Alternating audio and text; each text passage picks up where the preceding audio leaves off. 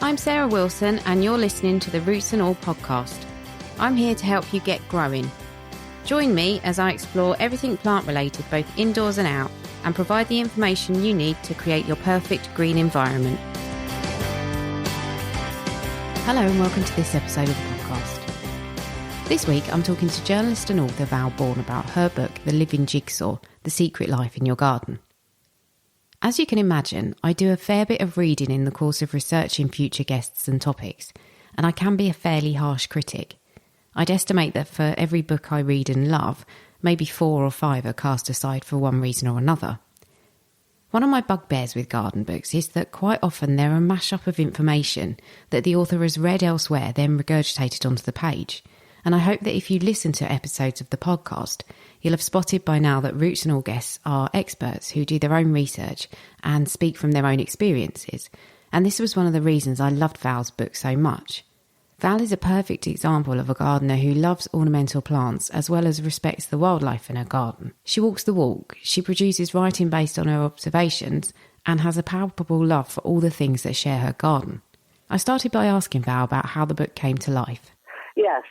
Well, it actually started when I first started writing in 1995, and I was teaching before then, and I started a writing career about plants because I've always gardened and I've always been organic. And I went on a radio program called Dig It, which was on Radio Thames Valley, which is no more.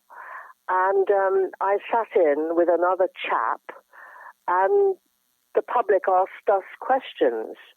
And by then I was in my mid-40s, and I was absolutely shocked because every question about black spot on roses, mildew on phloxes, sulking lavenders, the answer was always go down to the garden centre and buy a chemical. And I felt completely out of kilter with the gardening world, having been organic all my life. And to cut a long story short, after about 6 weeks, the producer took me aside and said, Val, you have a wonderful voice, but no one is interested in organic gardening. It's wacky. And I was given the push. And I decided I would write a book about my garden in Hook Norton. I had a lovely garden there. It was in the Yellow Book, and I decided I would write a book to say why it was healthy. But I had a huge problem because I didn't know why it was healthy. So I started to look at my insect life, beginning with ladybirds, and I started to look at my plants and try to assess why I didn't have all these problems, like aphids on my hellebores and all the other things that other people seem to be having problems with.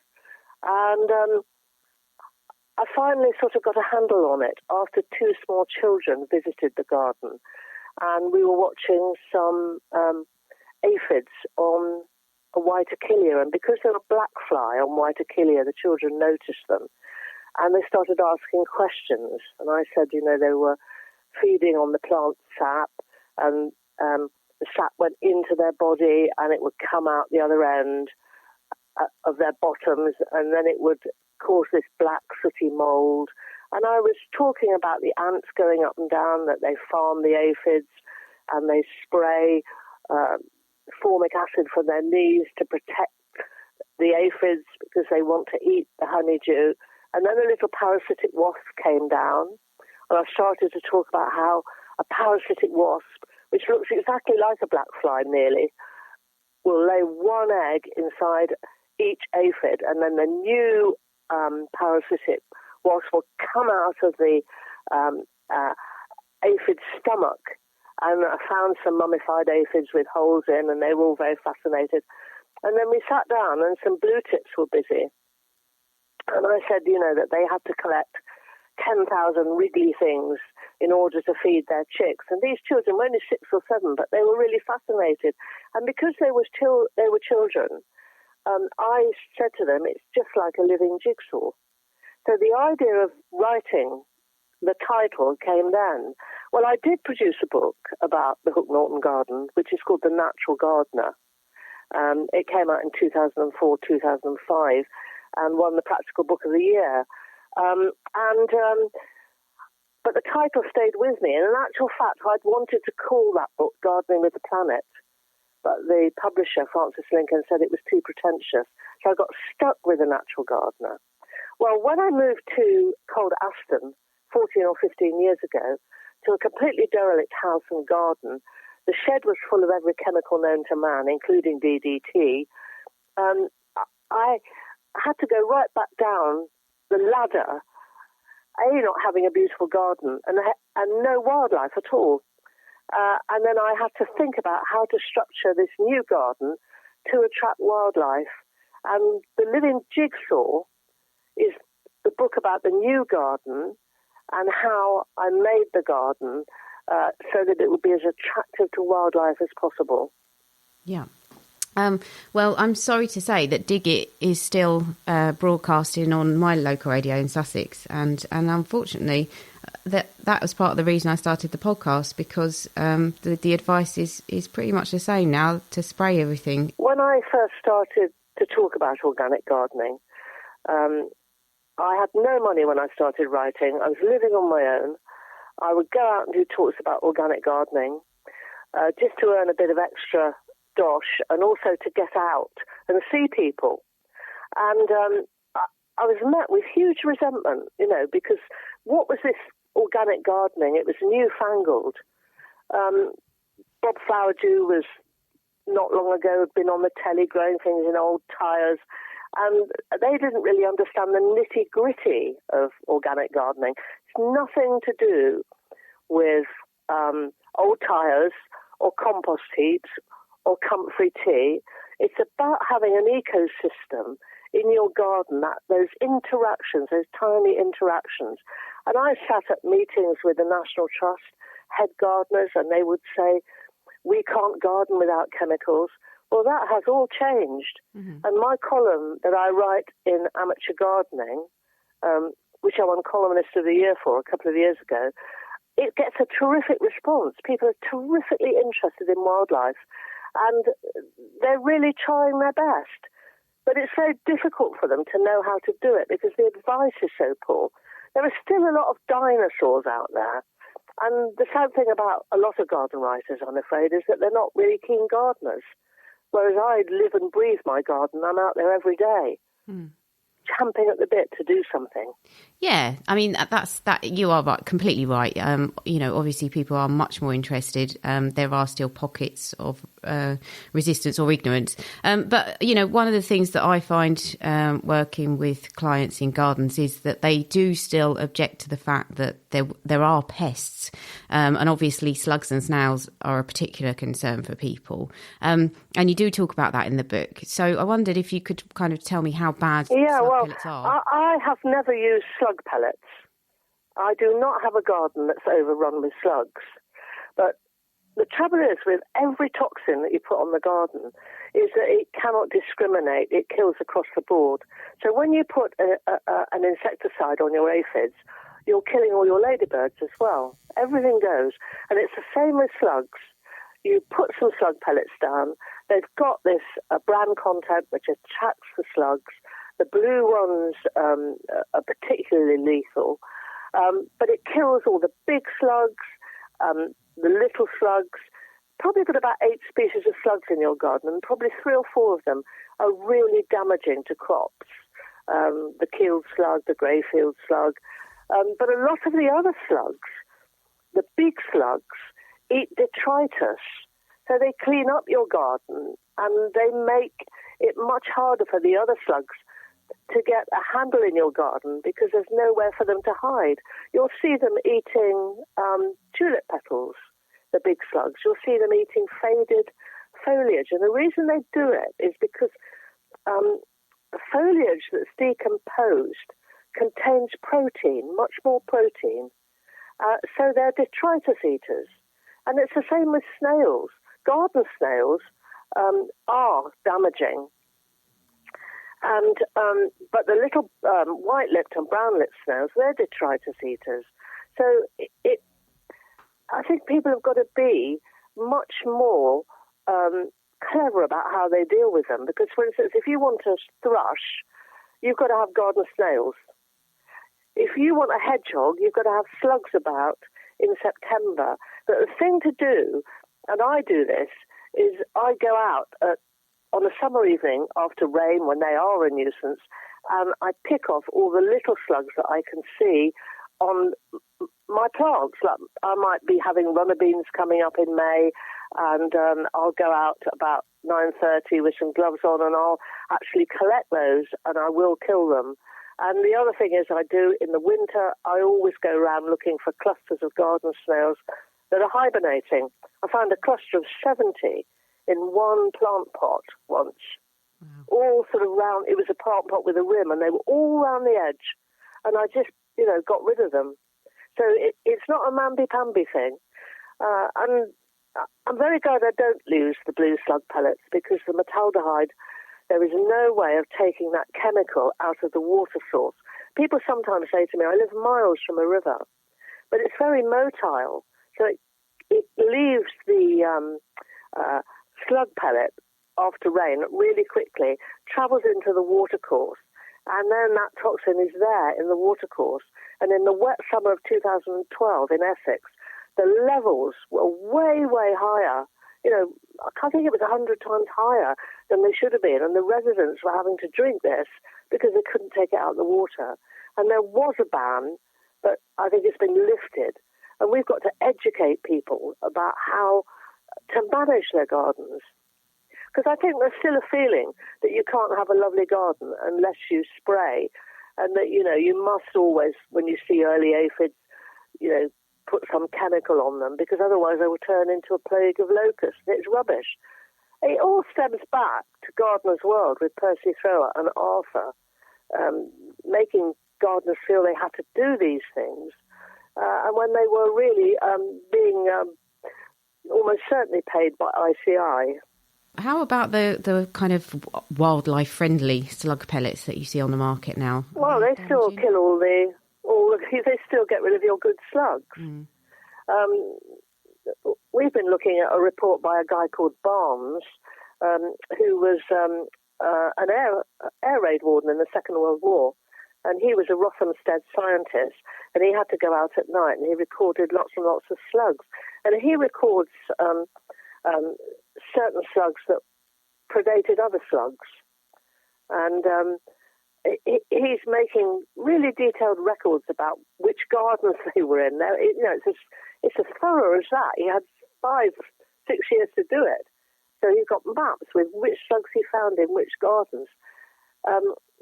The really useful slugs that predated other slugs, we've got far fewer numbers of them. And this is probably because the food chain, they're at the top of the food chain, and they were accumulating metaldehyde because it was already, being used in some places in agriculture. So it's very difficult for the gardening public because, of course, they do want to be organic. And when I'm doing my talks, a lot of people rush up to me and they say, I'm organic. I only use garlic spray. I only use soft soap.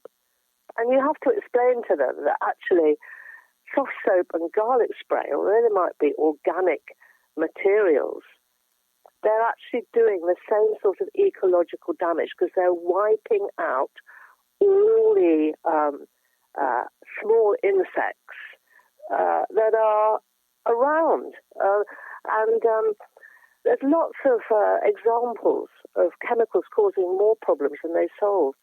There was a mite called the fruit tree mite that used to be a slight problem in orchards.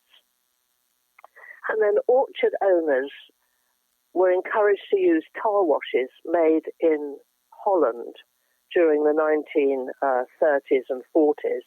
And suddenly this fruit tree mite, red spider mite, became a real problem in orchards.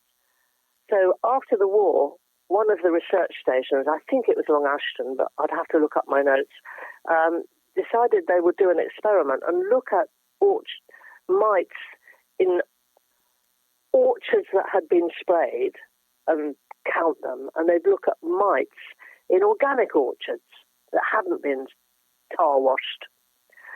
And they found that there were far more mites were in the orchards where the tar wash was applied, because in the organic orchard, that red fruit tree mite had 40-something natural predators, and it was being kept under control by these natural predators. And the research station presented this information to the fruit trade, and they ignored it. And these tar washes kept being applied until they were banned because they were affecting people's lungs. So it's a very difficult message to get across that, things with organic on them, aren't always what they seem. And that because you're at the end of the food chain, and humans are, these toxins are really damaging, and we're going to have a bit of a whirlwind around glyphosate in the near future, and I think that probably will be banned. That's Roundup, because it's been implicated with cancer. I think one of the keys to your garden, and obviously you said people sometimes expect that organic gardens can't look beautiful and well kept, and your book completely, blows up that theory, because your garden is absolutely beautiful. And sometimes I think that we choose plants maybe that are more susceptible to pests and diseases, and that might need a bit more artificial. No, that's absolutely not true. I grow lots of plants that are difficult to grow, like trilliums, for instance. I grow lots of things that are really tricky because I'm a keen gardener and I love a challenge. The key to it is actually choosing good plants. I trial plants for the RHS and we give AGMs to the best plants. So always look for the AGM logo. And the other thing is I put my plants in the right place so that they're happy. When I did that radio program, I looked back at the questions because I wrote them down. And people on the Chilterns, which is a very dry area with thin chalk, were phoning up because they had mildew on their phloxes. And I said, well, why are you growing phloxes? They're plants, North American plants of damp meadows.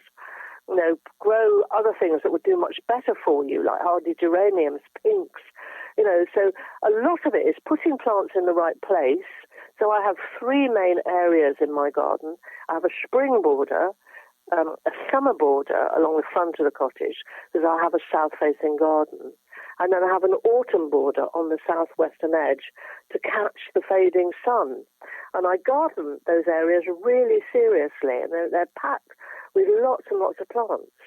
But I don't grow things I know won't do well for me.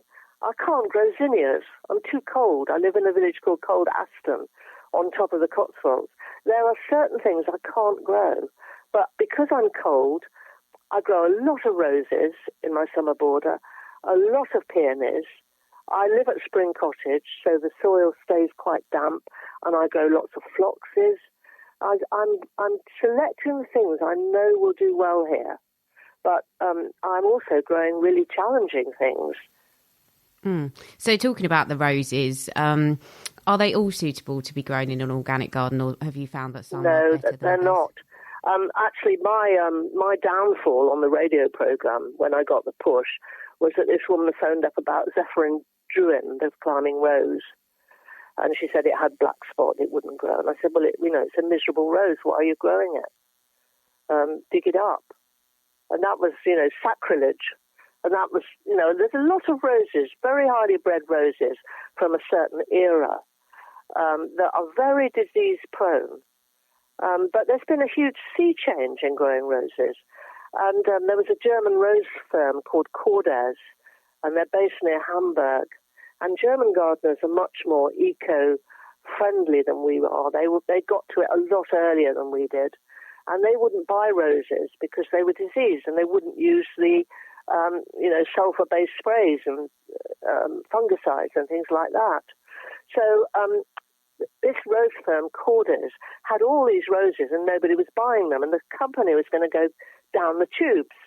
So a new generation took over, and they just left all the rose fields unsprayed, and they left them for about 3 or 4 years, and they selected out of thousands of seedlings about 6 roses that were completely bomb-proof, and they started a new breeding program. So the rose I started to grow here was the Rose of the Year in 2006, and it was called Champagne Moment. And I love roses. I always talk in the rose tent at Hampton Court and promote them. And I planted this rose, and it's a floribunda, and I wasn't really that keen on floribundas, so I thought, they're a bit old-fashioned. This rose was tremendous. I've still got these roses. It's a champagne-coloured buff white rose, which looks lovely in summer sun. And I'm growing David Austin's Wild Eve with it. There's lots of roses out there now that are healthy. Harkness roses breed a lot of roses. They don't spray their fields. I'm growing Mary Berry, Chandos Beauty from them. Modern rose breeding. Look for healthy roses. David Austin released the first from a new breeding program about 4 years ago called Olivia Rose Austin. That's completely healthy. I give my roses 2 years. I grew one called Boscobel, which looked lovely, and it was too diseased and weak, and I just dug it up. But there are so many healthy roses out there, and I try to list them in the book. Roses do well here because we're open and airy and cold, which is what roses like. And I do look after them. I prune them properly. I feed them. But I don't worry if they get a bit of aphid. I just rub them off with my fingers if they bother me. Yeah.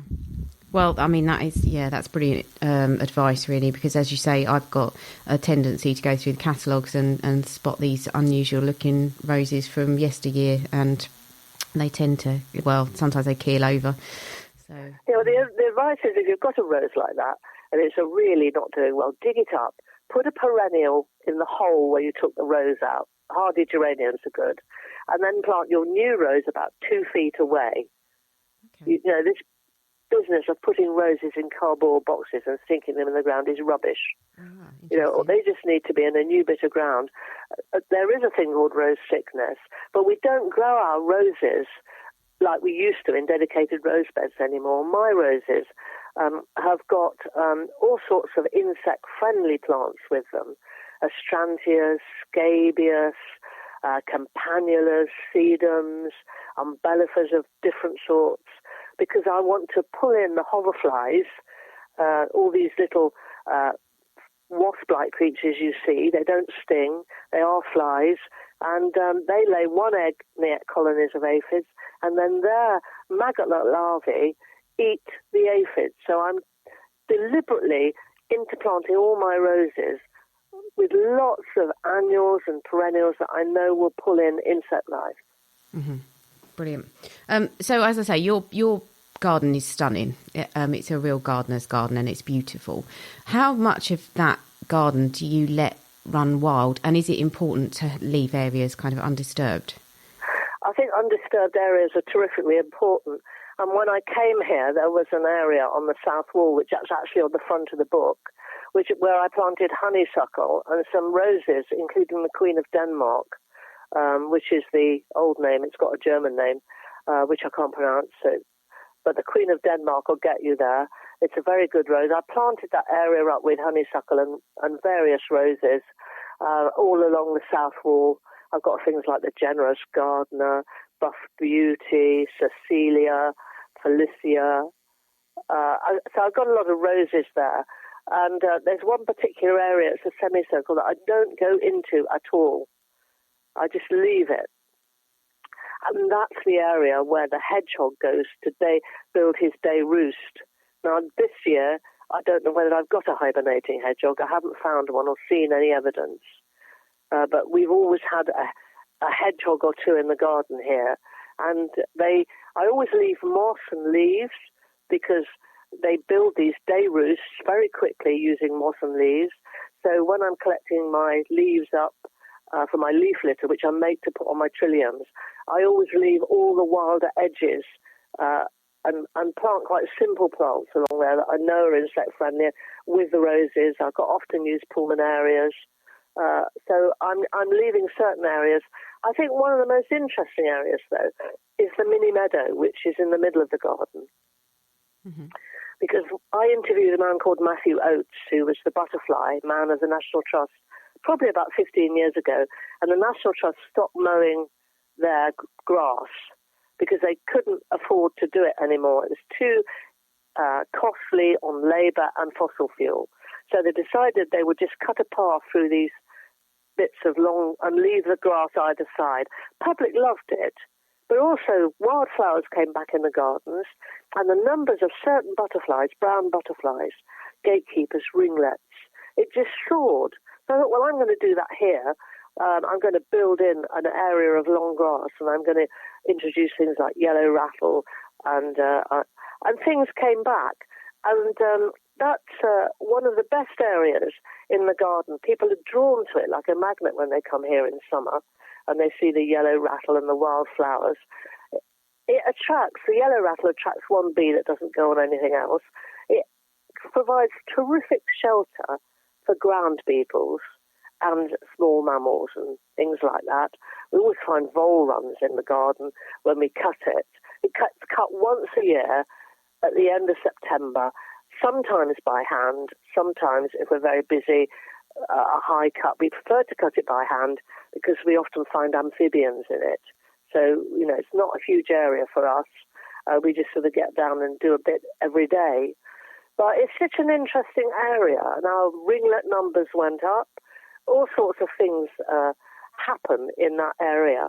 And I'm very, very keen on people leaving their verges to grow and planting things like cowslips and blue geraniums, and we've got wild daffodils on our verge. Everybody has got a verge, and for some reason they still think they should mow it within an inch of its life.